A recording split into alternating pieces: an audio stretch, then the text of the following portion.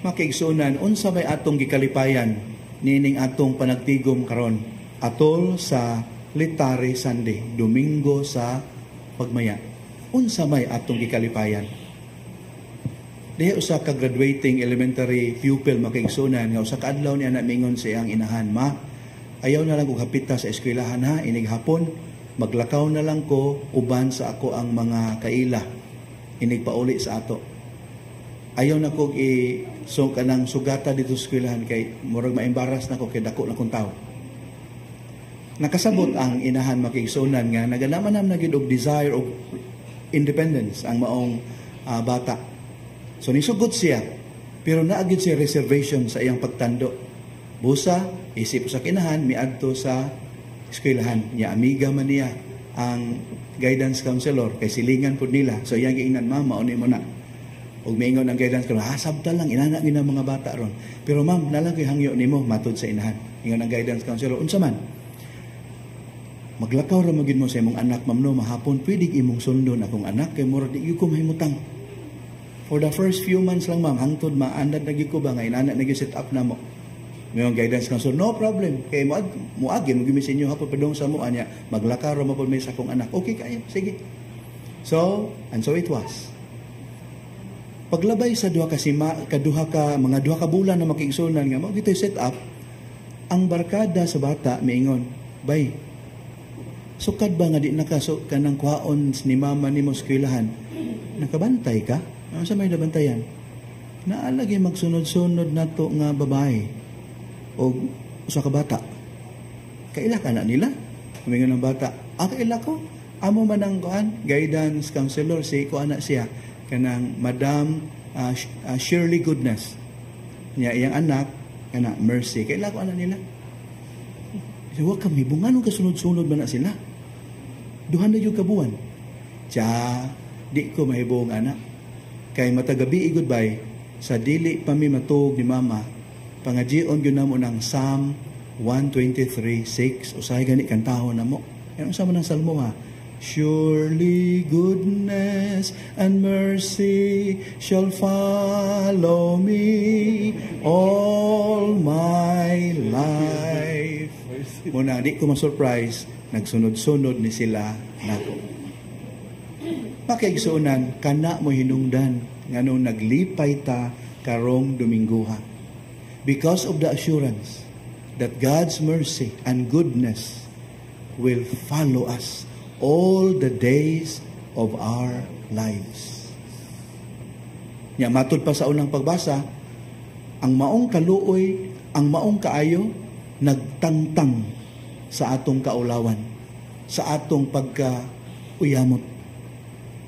Nya matud pa sa ikaduhang pagbasa, ang maong kaayo o kaluoy naghimo kanatong mga bag-ong binuhat. Nagpapa sa source of shame, nya naghimo nato nga new creation. Nya matud pa sa ebanghelyo, ang maong kaluoy o kaayo mo'y hinungdan nga sa kanunay anda mo dawat ang atoang mahigugmaong amahan, ang atong mapasayloong amahan sa mga anak niya nga masupilon apan maghinulsol o modesider nga mobalik ngadto kaniya. Andam siyang mudawat kanunay. Sa ato pa, kung naay makasasala nga dili ma-reconcile nga to sa Ginoo, whose fault is it? Dili na sala sa Ginoo, kundi sa makasasala. Kay kanunay gud siyang nagpaabot. All the sinner has to do is to acknowledge his or her fault and return to the Father. Unya dawaton gayud siya sa Amahan. Maunay source atong kalipay karong Domingguha. The assurance that once we turn from our sins, forgiveness will be ours. Apan aron matuman ang atong gikanta salmo, nga atong matagamtam ang kaayo sa Ginoo, nate angay usbon. Unsa may angay natong usbon? Ang atong panlantaw. Ang atong understanding sa Ginoo, angay natong usbon. Ilabi na kung ang panglantaw, nagtudlo ka nato nga ang Ginoo sobra ka istrikto nga naay mga sala nga dili niya mapasaylo. O ang panglantaw nga ang Ginoo sobra ka manggiluyon nga wala na imperno. Sayop na nga mga panglantaw. Munang usbo nato. Haro matagamtaman nato ang iyang goodness. Nya unsay ato isilsil sa atong alimpatakan. Ang Ginoo manuluyon, mapasayloon. Apan ang makasasala kinahanglang maghinulsol o mobalik ngadto kaniya. Dili pwede nga kanang murag baboy nga mulunang sa pagpakasala niya magpatuyang. Nya wa na lay buhaton kay maluoy raging Ginoo. Eventually all things will turn out right. Dili na mao. Ang buhaton nato sama sa gibuhat sa manghod. Nga naghinulsol unya mi balik. Kana gyud na ay buhaton ang makasasala. Dili pwede nga magpadayon na lang siya sa iyang naandan. Usbo nato ang atong panglantaw. Unya, di pud ta mosuon sa hunahuna sa magulang. Unsa may hunahuna sa magulang may tungod sa amahan. Nga ang iyang amahan very relax. Luag ra kaayo. Nga tungod sa kaluag, iyang gi-encourage ang misdemeanor. Maka-encourage sa uban nga magpakasala na lang. Ang gusto unta niya nga iyang amahan, kinahanglang stern, stricto.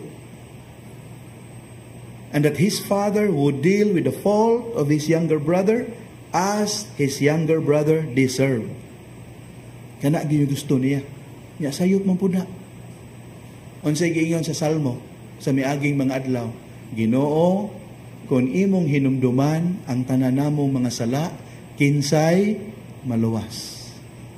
So may na lang, the Lord does not deal with us according to our iniquities, but according to His mercy and goodness. Palihog pamalandungan ninyo Psalm 103 verse 10. Psalm 103 verse 10. I started with an anecdote, I will end with an anecdote. Human sa wali sa pare may tungod nining Ebanghelyoha, dihay miduol nga batanon. Nya ang dating niya disheveled, kalandrakas ang dagway. Mingon ang batanon nga lalaki, Father, tandog jud ko sa imong wali. Magpakitambag unta ko. Oo, say problema dong. So samag ko sa prodigal son, Father. I squandered my college education. I left home, I ran away, and in the process, I shamed my father, who is a popular public figure. Muna, Father, unsay buhaton ako kanang akong sundo ning gibuhat sa prodigal son?